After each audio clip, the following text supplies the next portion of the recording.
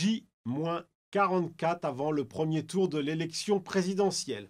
3 leçons à retenir de notre sondage quotidien réalisé par l'IFOP Fiducial pour Paris Match.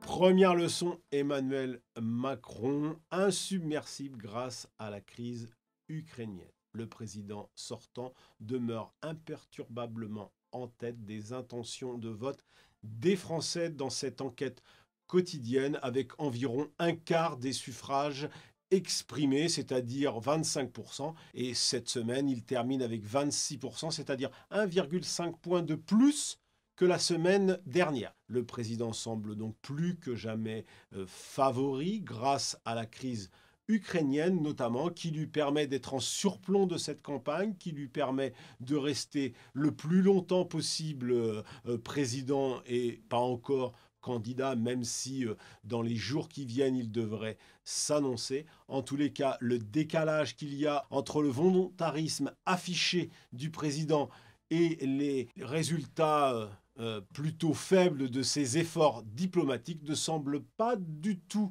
lui nuire. Au contraire, il y a comme un effet drapeau qui est en train de s'opérer sur la cote du président, qui reste largement favori de cette élection avec plus de 10 points d'avance sur le deuxième, c'est-à-dire Marine Le Pen. Deuxième leçon, incertitude totale pour la deuxième place entre Marine Le Pen et Éric Zemmour. Le suspense est total, en effet, entre les duettistes de l'extrême droite. Ils n'ont jamais été aussi serrés. Ce tango des intentions de vote se termine cette semaine à l'avantage de Marine Le Pen avec 16,5% des intentions de vote contre 15,5% pour Éric Zemmour. Avec néanmoins une petite dynamique plutôt favorable pour l'ancien journaliste du Figaro qui a un double avantage. D'abord, il capte 22% des électeurs de 2017 de François Fillon et 30% de ceux de Marine Le Pen.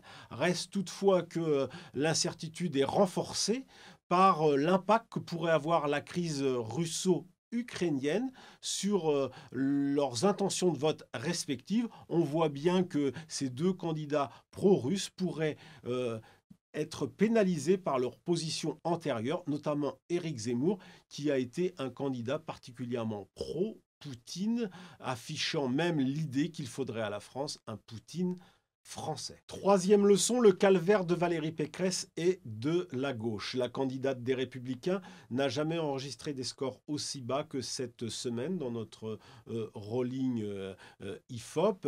Elle tombe à 14% au premier tour et 42% au second tour face à Emmanuel Macron, ce qui traduit un déficit de crédibilité face au président sortant. Elle pâtit incontestablement d'abord de son meeting raté au Zénith, qu'elle paye encore cette semaine, et puis aussi de l'enquête sur les irrégularités lors du Congrès des Républicains en décembre, ce qui, on le voit, lui nuit aujourd'hui. Valérie Pécresse va devoir incontestablement reprendre sa campagne en main si elle veut raccrocher le match pour la seconde place, même si elle reste assez proche d'Éric Zemmour. Il y a 1,5 point d'écart entre les deux. À gauche, Jean-Luc Mélenchon mène toujours la course en tête avec en moyenne 11% des intentions de vote. Il fait face à une gauche à la fois fragmentée et globalement faible, même s'il doit faire face avec la concurrence inattendue du communiste Fabien Roussel, qui est monté jusqu'à 4,5% des intentions de vote cette semaine et termine la semaine à 4%.